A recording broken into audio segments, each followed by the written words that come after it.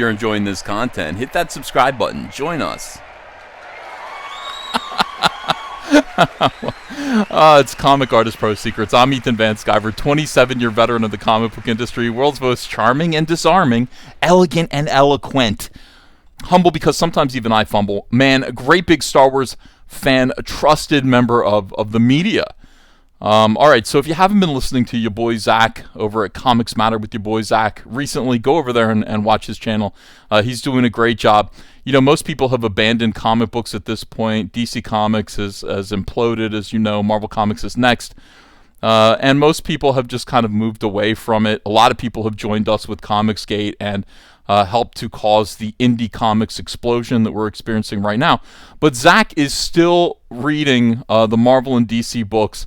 And I don't know, in a way he's reviewing them, and he's kind of, well, he's justifying the fact that most people don't read them anymore, and finding things like this, which is pretty funny. So let's just go over what happened to the comic book industry really quick for those people who are behind and who are shocked and horrified by what they're seeing on the screen right now.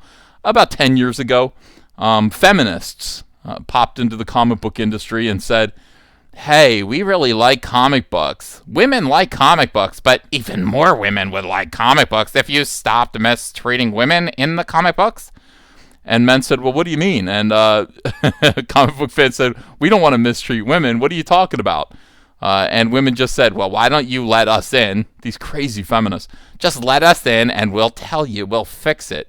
And so we started to see more kind of feminists and social justice warriors and activists enter the comic book industry and begin to make changes, begin to make comics adhere to some kind of SJW message while abusing the customers and while doing what they could to destroy any voices that oppose them at all. And now the comic book industry has utterly imploded, and the comics themselves are ugly as the message that these people were purveying. I mean, you know, everything that we have said has come true. This has reached a logical conclusion. The comic book industry has pretty much died, and this is the end result. Now it's become clear. Oh my God! Oh, this is just painful. It's so painful, guys. I love comic books. They've been a big part of my life. Since I saw Superman at the age of 3 on the big screen, drive-in movie theater. I've loved comic books, but now they've become this because we did not protect this hobby from people who wanted to use it and destroy it, and cared more about the message and less about the art. So this is not. You can see that she's saying here, lose the men, just that you know. I think we can scroll down and see this whole caption, but you can see that this is a misandressed, crazy lunatic message about how all men are evil, and she looks ugly. This is an ugly message, and this panel is drawn hideous. She looks ugly. Again, it's not about the art. It's not about how artfully it's delivered. Comic books under SJWs are all about just the hideous, ugly message that they convey. All right, so this is an article from Cosmic Book News. Matt McGloin, watches me. He watches your boy Zach, and he's been taking a lot of what we say on this channel and turning them into articles, which is kind of helpful. And then I'm gonna kind of do a loop and use his article to make another video here, since I only talked about this on Twitter. It was thought Marvel Comics couldn't go to new lows, but apparently they have, as check out a page featuring Captain Marvel from the recently released Marvel's Voices, Indigenous Voices. That's a little redundant, a little bit. It could have been Marvel's Voices, Indigenous Cries, or something like that. But they used voices twice, which is ridiculous, and they're stupid over there. All right, so this is their comic book. He said, I first saw a panel on Ethan Van Sciver's Twitter who posted a pic and made mention that following DC Comics closing down, it looks like Marvel could be next. Dude, it's coming, and it's going to be so glorious. They fired John Nee, the president of Marvel Comics. He just got fired 2 weeks ago. And just like DC Comics, Dan DiDio got fired first, way out ahead of everybody else, and then the mass firings came. It was it was a slaughter. It was a brutal slaughter. So we're going to see that happen at Marvel, and it's justified at this point. The art features the main hero of the book, Echo, getting attacked by a bunch of men, where her phone breaks and Captain Marvel shows up and says, "Pretty sure you can keep the phone and lose the men, just so you know." Okay, regarding the closing down of DC Comics, Ethan Van Sciver pointed out its destruction came at the hands of SJWs, the same sort of people responsible for the Marvel's Voices, Indigenous Voices comic book. As noted by Twitter users, it was actually thought the art was fan art, as it looks so bad it comes across even worse, but it's straight out of Marvel Comics. Somebody got paid to do this. This is my original tweet. Look how good my tweets are. AT&T has taken an axe to Marvel Comics. I should have said tomahawk, because this is from a... Is that racist? If you don't think Marvel Bloodbath is coming, okay, it is coming. You might be one of the two first cousins that spawned this creature below. Get ready. Somebody else pointed out that it was wrong. Clearly, whatever this creature is, its two parents were siblings, and I didn't even think of that. I didn't go that deep. I just thought cousins, first cousins. No, siblings, brother and sister, copulate and create this horrific creature here. Okay, so Comics Matter with your boy Zach channel points out more of the same. Now I'm going to quote your boy Zach as is done in this article. I'm telling you, this guy is he is the voice of Comicsgate. He is on top of these things, on top of criticism. If you don't know, he had a channel called Diversity in Comics back in 2017, 2018, that Marvel Comics leadership, I mean, we're talking about Joe Quesada. These people went out of the way to destroy his life for the very, very good criticisms that he was making, sophisticated criticisms, and funny, of what Marvel Comics was producing under SJW domination and control. They needed him to shut up. He had like 40,000 subscribers at the time, which was more than any of Marvel Comics books were selling, and was becoming a very popular voice, was getting mainstream attention. And they did everything they could to destroy him. And this is why. He said, so what is this? So what this is a bunch of woke, mostly white SJWs patting Native Americans on the head. There. Do you like bows and arrows? Do you like headbands? Do you like long flowing hair? We've got it all for you. So this is an NPR pandering bullshit for people who don't read comics. But for people who do read comics, it's really not that happy. So over the last couple of years, I gave 3,000 warnings to the mainstream comic book industry about how they were destroying their own industry, and I can't say they ignored it, because they noted it, targeted those criticisms for destruction, and then did the opposite of what I was advising them not to do, which was to basically stop them from destroying themselves. Your boy Zach points out how DC Comics is selling less and less comics, and that Marvel Comics as well, and that Marvel Comics will as well, and offers a review of the book. And here's Zach's review. This awful. Just hideously bad. And one of the things that really annoying to me is how hateful Marvel is. And that is hateful, right? Marvel, a lot of their pros have spent years castigating the fans as bigots and discriminators of all kinds, and this book is nothing but hatred of others for being parts of groups. Also, as pointed out, Captain Marvel isn't telling Echo she can lose the men that attacked her. Captain Marvel is telling Echo she can lose the men that texted her, which looks to include Marvel characters such as Daredevil, Wolverine, and Moon Knight, who happened to text her, "Hey, sexy." So Moon Knight is hitting on this Echo person here, this Echo character. Kevin Feige is in charge of Marvel Comics Publishing, so we can see how this fits with his approach to the Marvel, the MCU Phase 4. Check out the art below. This is your boy Zach's video. I do recommend that you watch it, and look at this.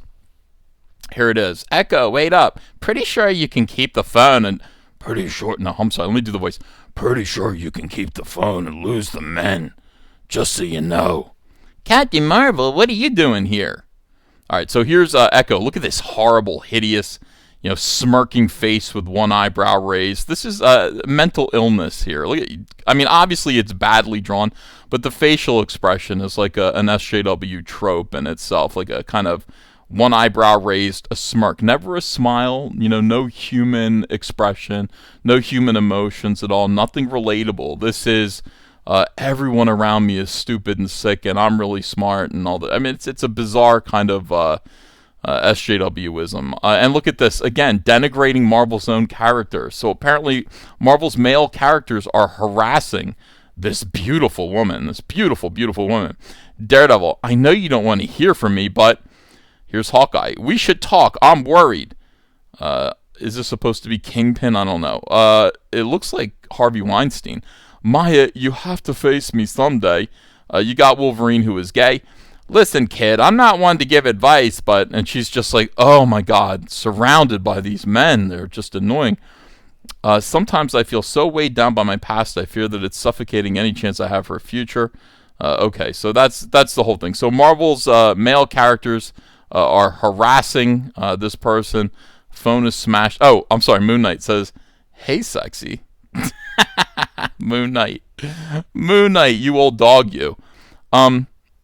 What can I tell you that isn't transparently obvious? Just by on first glance, this is not good artwork. This is hideous, ugly artwork, and it matches the message. The message is one of misandry, of hatred of men. They have allowed crazy people to come into Marvel Comics to denigrate all of their superheroes. None of these people are acting super heroically. She is not acting like a superhero. She's saying hateful things, and this comic is just filled with hatred. So I don't know. This is the end, guys. If you can't tell that this is the end of Marvel Comics, when the superheroes look like this, they look awful, and they're espousing hatred for the majority of their audience at this point. It used to just be, they had subtle political messages. Then those political messages became more overt and hateful towards, Republicans and right-wingers. And now it's just one half of the species all over planet Earth. We hate men. Now we hate men. Who did this to Marvel Comics? Who are you weirdos? Who are you creeps that destroyed this hobby, this industry? Who are you people? Why did you do this? What did you do this for? I think if it was meant to serve some kind of political interest, if it was meant to change the world in any positive way, you failed. You have proven that this is you. This is your face to the world, and good people of goodwill, normal people who are balanced and healthy will reject you. And hopefully they don't reject comics entirely. I'd like to recommend that you pop on over to Indiegogo and take a look at my comic. This is Cyberfrog 2 Wrecked Planet, and I promise you, this book doesn't hate men or women or Democrats or Republicans. It doesn't have any message except for the strength of family and friends, and a call of duty, an obligation to defend humanity against these villains. These are the alien gigantic wasps. So I do want to invite you to go over there and take a look at my book, Cyberfrog Wrecked Planet, and if you wouldn't mind supporting it, that would be great. Look at this. We've raised $1.1 million, more than that, from people who are just sick and tired of the ugliness and the hatred of the mainstream comic book industry. That's you guys. Thank you very much for this, for your incredible support. I'm going to ask you guys to please hit subscribe, like, share this video. YouTube is, of course, they don't like it when I make videos like this. I feel like sometimes they support these voices. So if you wouldn't mind sharing the video, liking the video, leaving a comment, tell me what you think about all of this. And, subscribe, check and see if you're still subscribed. I'll be back with another video a little bit later. Thanks, everyone. Hey, Indiegogo backers, it's Cyberfrog, warts and all. The complete collection of every Cyberfrog comic from the 1990s in one hardcover omnibus collection. More than 328 pages of frog fun gathered together for the first time ever for one low price. With plenty of amazing stretch goal bonuses to keep fans jumping. Back it today, only on Indiegogo.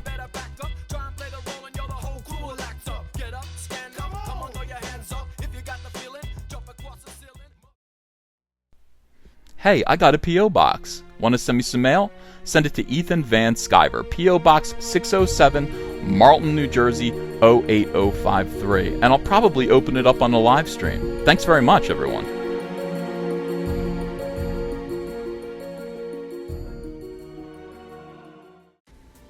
Hey, you want to follow me on Twitter? Are you sure? Well, if so, I'm at Ethan Van Sciver. That's at Ethan Van Sciver. See you there.